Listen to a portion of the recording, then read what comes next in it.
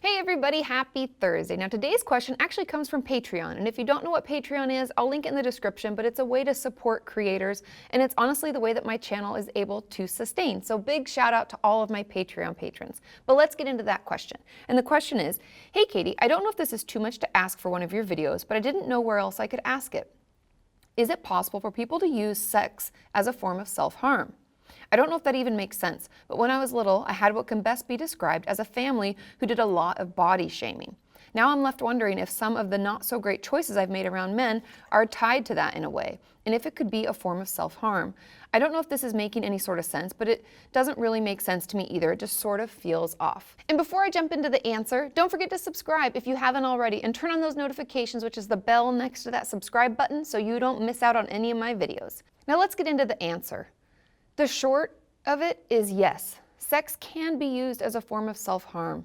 We can do a lot of different things to ourselves as a way to harm ourselves. I think the question that you need to always ask is, am I doing this because it feels good to me and it's something I enjoy, or is it something that I'm doing as a way to punish myself or to put myself down? I think the reason that many of us wonder about this is because how do we know? How do we know when something isn't good for us if we haven't come from a healthy background, or if we've always been told that we're too skinny, too fat, too short, too whatever? It sounds like from this person's experience, their family's always done a lot of body shaming. And so we may have sought out attention from men or women, depending on your sexual preference, as a way to kind of soothe that without even realizing it.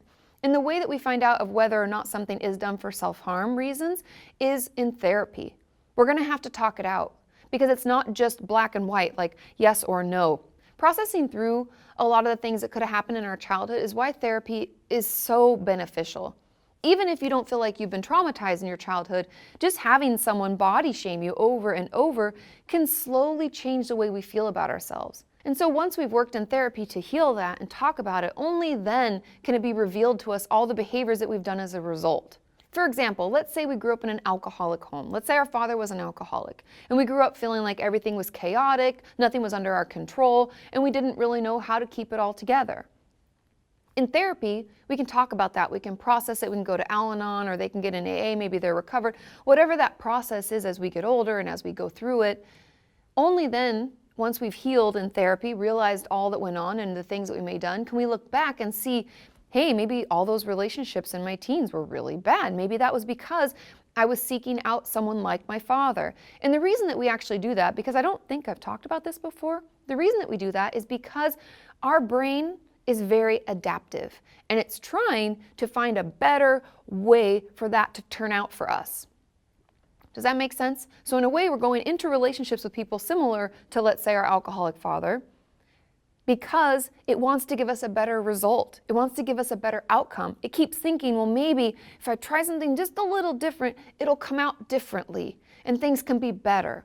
And I know that that sounds like torture because we keep putting ourselves in the same situations, but our brain is really trying to help us and to heal us. So it's kind of actually cool, but therapy takes it another step further where we can talk about it, process through it, so we don't keep repeating those behaviors and those habits, hoping for a different outcome. And so to answer this question, yes, I think sex was being used as a form of self-harm. And my guess as to why would have been that you were seeking out positive attention from men to affirm that you are beautiful, that you are worthy. And that's why I don't want there to be any shame, guilt, or embarrassment associated with this, because it's really just our brain's way of trying to give us a better outcome, make us feel better about ourselves. And yeah, it may not have worked out quite perfectly, but now that we're in therapy and we're realizing, hey, maybe that wasn't that healthy and maybe I shouldn't have done that, we can only move forward, right? What I hope you hear in this video is that we can use a lot of different things to harm ourselves, but that doesn't mean we're always aware of it. And once we are, we can only move forward to change.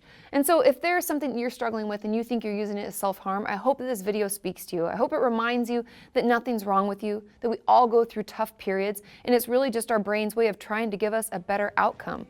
But the good news is, we can process through it, we can heal, and we can change the way we behave in the future. If you have any tips and tricks that have helped you in your path to recovery, can you leave it in the comments? I know this topic can be a little difficult for some people to talk about, but if you're willing to share your story, you never know who it could help. I love you all, have a wonderful day, and I will see you next time. Bye.